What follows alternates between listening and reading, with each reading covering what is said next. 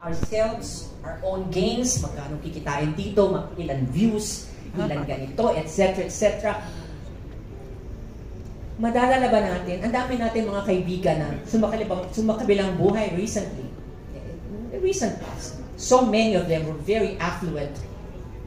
Pero nakita natin, anong naaalala sa kanila? Hindi naman yung pera nila eh. Ang naalala sa kanila kung ano yung kabutihan na naiwan nila. Hindi ba mas maganda ganun? May maiwan tayong kabutihan sa kapwa natin.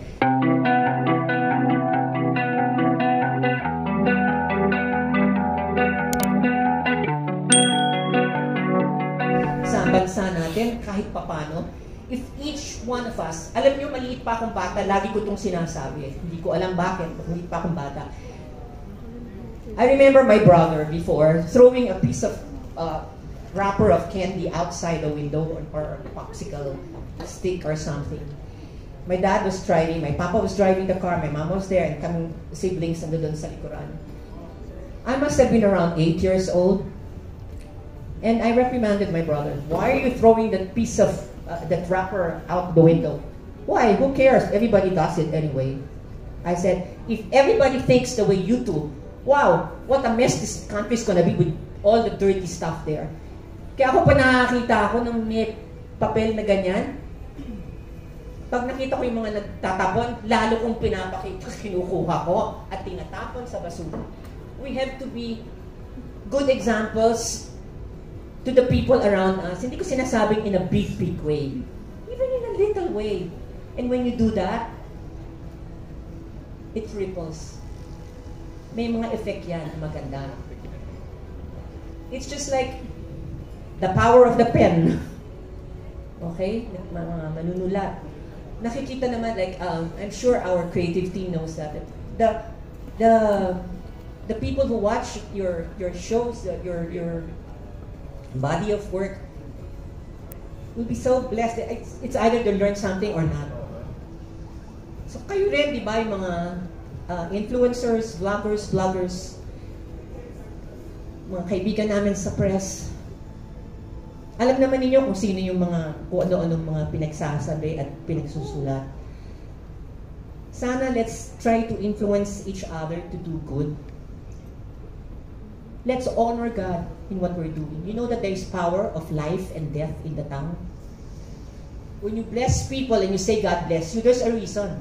You're blessing, God does something to that person when you say God bless you. But when you curse, something can happen to that person if he deserves the curse. But in the Bible, it also says, an undeserved curse will not rest. So kung yung sinabi mong curse, pupunta dun sa, binitawan mo para sa isang tao, babalik at babalik yon. It will not rest on that person that you cursed. Babalik sa'yo yon.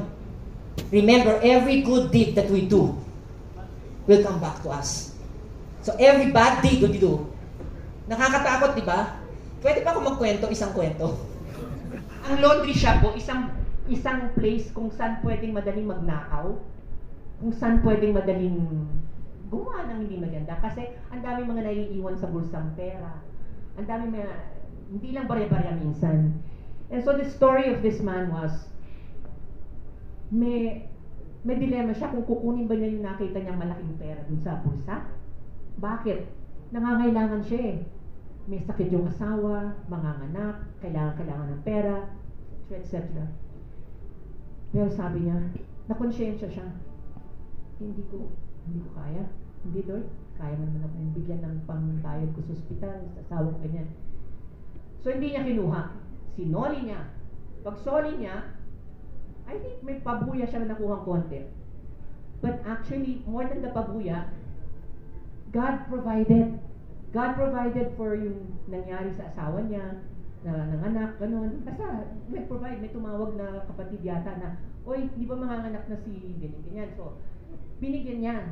So, tuwa siya. May isa naman. Yung isang tao naman na yon, nag-work din sa laundry shop. Sabi niya, pagkakataon ko na ito, kailangan ko eh. Ganun. Kinuha niya. In other words, inuwi niya yung perang nakita niya na malaking halaga. You don't also sometimes understand how some people forget yung mga bundles of money sa pocket nila. Siguro hindi din nakasalanan, baka yung kung sino man na nag-ayos ng gamit nila. Kinuha niya. After a few days, a few weeks, nagkaroon ng mga aksidente, mga grabeng nangyari sa pamilya niya. So, babalik at babalik sa atin yung mga ginagawa natin, mabuti o masama. God sees our hearts. So let's honor God with what we do.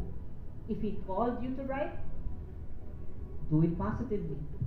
If He called you to act, to direct, to be a production assistant, to be in management, whatever it is that God has called us to do. Kasi iba-iba tayo eh. Iba-iba ang tawag ng Panginoon sa atin. Pero kahit na boss yan, kahit na walang malaki o maliit sa Panginoon, pare-pareho yun eh. Sobrang pareho. The important thing is that we honor God. So with that, I'd just like to really say that Shining Inheritance is something that we really worked hard for, as our director and my co-stars here has mentioned. May puso po, it's a heartwarming project that we are very proud of. It may not be exactly to the letter like the Korean one, but we have our own Philippine flavor, our very own Philippine flavor. And from this, we hope that it will be a heartwarming telenovela which is going to bring the hearts of men and women, families together. We hope that it will bring young people more love and respect for their elders. We hope and pray that even the elders will also be kind and understanding towards the young generation. Ang dami mong mapupulot na aral. Konti lang mo yan kasi alam ko, gutom na kayo.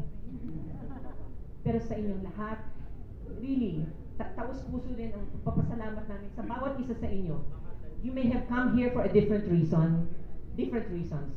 Iba-iba tayong dahilan. Pero maraming salamat sa binigay ninyong panahon sa amin. Kailangan namin ng tulong ninyo, ay hayag sa lahat ang aming handog na ito na Shining Inheritance.